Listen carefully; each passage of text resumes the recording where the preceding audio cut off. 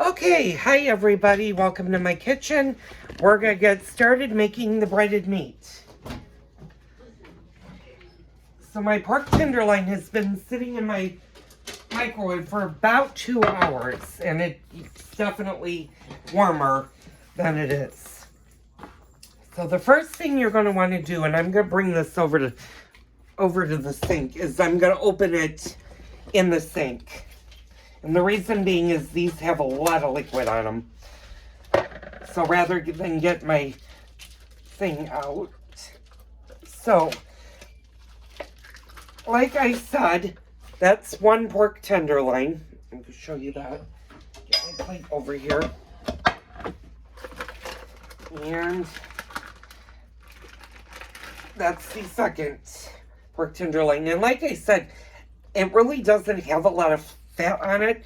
So it doesn't have a lot of flavor. If you were to make this a roast, you would have to season it well for it to get flavor. This will have a lot of flavor, but we're going to have to do some things to it. I have my grandmother's recipe, and you could see breaded meat is what she calls this. So what we're going to do is we're going to grab our cutting board. I'm going to move you guys down so you guys can see this.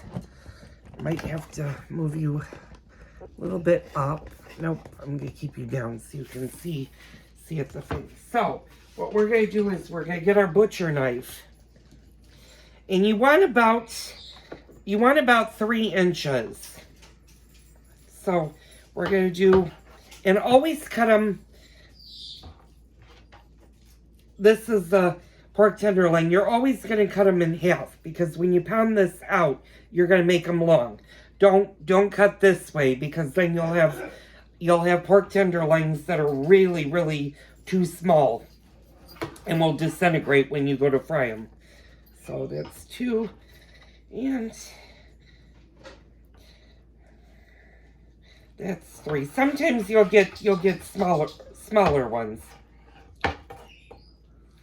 Okay, and this one, right, you see how this one is not going through? Well, that's because it's got a lot of fat and a lot of muscle. So what I'm going to do is I'm just going to grab my paring knife, and we're going to get rid of that. You really don't want that in your breaded meat, because what that does is it makes the meat really tough to eat. So we're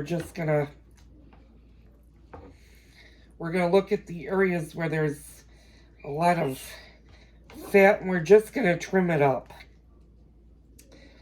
Now I know I said that fat is flavor. Well, in this case, you don't really need it, because the oil is gonna have the flavor. So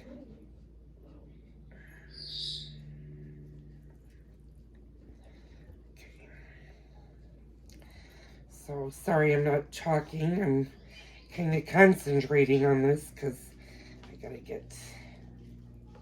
Okay, there we go. Cut that off. Okay, so that's 4. Now we're gonna go onto our next tenderloin and do the same thing. And you'll notice the first one made 4. This one I may do, let's see, 2... I'm just gonna cut this one in half. Hopefully this one's not too bad. Yeah, a little bit. So this made 2 tenderloins made 8 pieces. So you're gonna have 8 pieces of breaded meat. If you want much thicker breaded meat, you can make it a little bit longer. But we make sandwiches out of this. So this is our, I'm going to turn you guys over. That's our breaded meat. We have our meat all ready to be pounded out. Now, because it's only 210 and I'm not ready to start frying, I'm going to go ahead and put this in the refrigerator.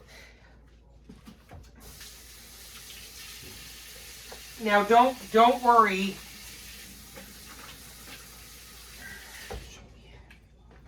Don't worry about leaving it out, because you're going to leave it out again once you bread it for a half an hour. You're going to let it alone for a half an hour.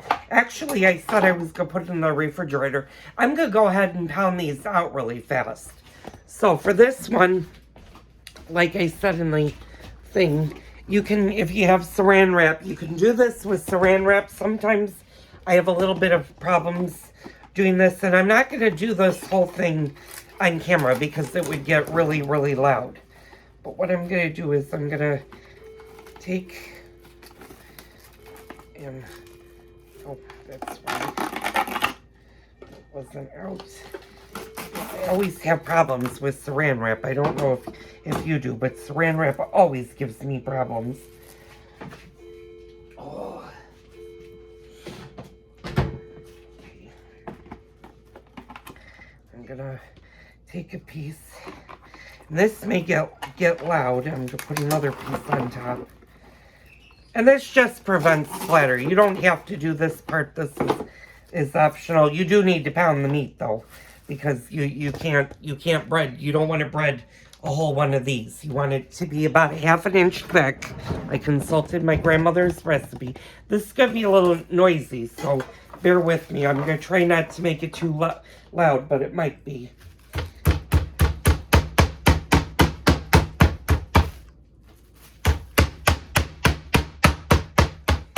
And you're just gonna take your anger. If you're stressed out, it's a good way to relieve stress.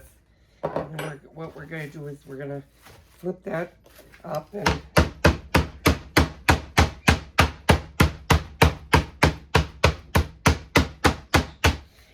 you notice I'm using the flat side versus the tenderized side.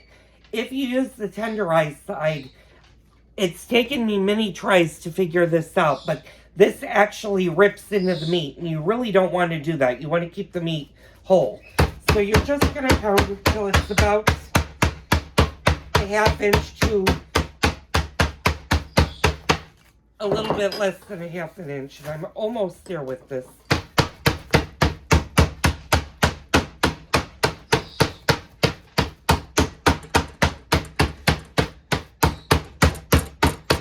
And you want to make sure that when you pound it out, that you're pounding the entire meat. You don't want one little piece to be thicker than the others. You want it all to be uniformed. And then I'm going to show you, like I said, I'm not going to film me doing all of it, but that now becomes one piece of your breaded meat. And I'll bring this in so you guys can see that versus the whole one. So when you pound it down, you're going to pound it about this thick. And that will make a really nice piece of breaded meat. So put that on over to the side. And then what you're going to do is you're going to do the same thing for the rest of your meat. When you're done, if you're not going to fry right away, go ahead and put it back in the refrigerator. Because like I said, you will pull it out and it will have to rest another 1/2 hour outside of the refrigerator. But because it's pork, you don't want pork to become really warm. And this isn't warm. This is still fairly cold. But if I left it out for another hour, it would be really hot. So I'm going to go ahead and pound the rest of these out. And then I will be back later on to show you what else we need to do. Okay, I'm back for a minute. I finished pounding out all of the breaded meat. One thing I wanted to show you guys in the thing is not every piece of breaded meat is going to be the same. You're ideally going to try to do uniform, but sometimes you're going to get smaller pieces, sometimes you're going to get bigger pieces. You just kind of want them all to be the same thickness. It doesn't really matter if you have a couple that are longer than the others. And like I said, this made 8 pieces when I breaded them out. And they're going to be fairly big pieces. So that's why I said you can always, if you want to make them smaller, you can make them smaller.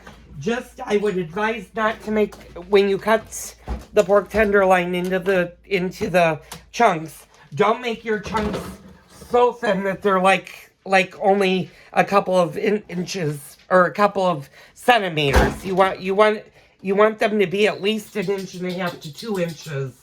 I wouldn't go below 2 inches because when you pound them out,